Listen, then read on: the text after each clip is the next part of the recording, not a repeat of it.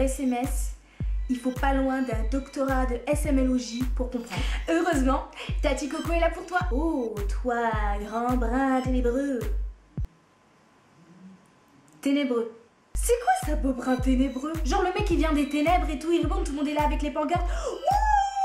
Ouh, non, mec, si vraiment il vient d'en bas des ténèbres, il pue. Il sent le soufre comme le mec qui nettoie les cheminées. Donc, oh toi, beau brun qui sent le soufre pélenté, je vais te dévoiler quelques secrets de la jante féminine. La première chose qu'il faut que tu saches, c'est que chaque SMS est calculé à la virgule près. Non, parce que en fonction de l'endroit où on place la virgule, il faut quand même dire que ça change le sens de la phrase, mais aussi le ton employé. Tu dois aussi savoir que dans son beau répertoire, le nom qu'elle t'attribue change en fonction de ses humeurs. Au début, ça va être un grand mon amour avec des textos à la kikoulole et des cœurs partout.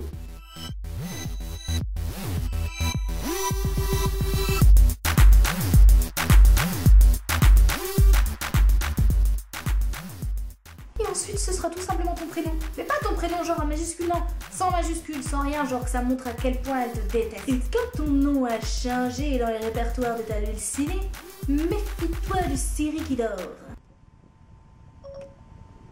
Putain, le crevard! Non, parce que Siri, quand il sait que le nom change, il y croit, il tente son truc, hein. Non, tu n'imagines pas ce qui se passe dans la tête d'une femme lorsque tu mets trop de temps à répondre. Pourquoi est-ce qu'il répond pas? Pourquoi est-ce que tu réponds pas?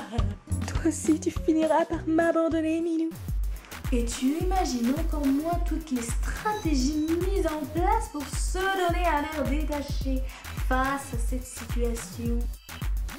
Le poing, c'est un peu comme un claquement de poing. C'est pas paf le chien, c'est paf le poing. Montre que t'es en colère. Le sommet de la coléritude est exprimé par le hoquet-poing. Le fameux hoquet-poing anodin. Get ready for the next battle. Alors parfois le point il vient avec son frère et ça a une toute autre signification dans ce monde de la jante féminine. Les trois petits points. Alors tu sais que lorsqu'ils sont placés à la fin d'un SMS, ça veut dire j'ai encore quelque chose à te dire mais je ne te le dirai pas, je vais te laisser le deviner. Ça peut aussi représenter un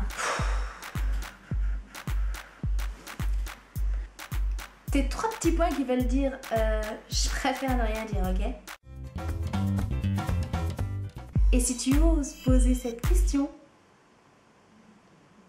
tu mords. Non, une SMSeuse en colère, c'est vraiment une femme qui s'invente toute une bulle, toute une atmosphère de suspense. Elle va retourner le portable pour être certaine de ne pas voir le moment où tu lui enverras un message.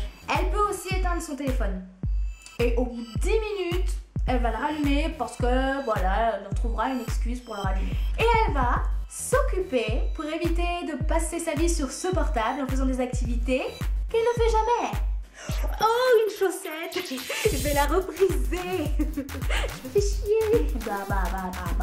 Et quand enfin elle recevra le fameux texto qu'elle attend de ta part depuis des années, au moins depuis 2030,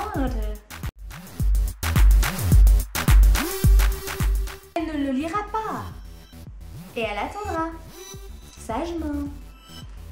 Non, parce que sinon ça fait trop la fille qui saute sur son téléphone en fait. Non mais allô quoi, c'est exactement ça.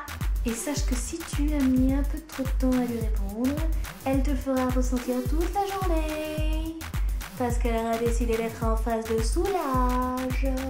Bon les mecs, vous êtes vraiment loin du compte. Je pouvais pas me permettre de donner toutes les stratégies féminines.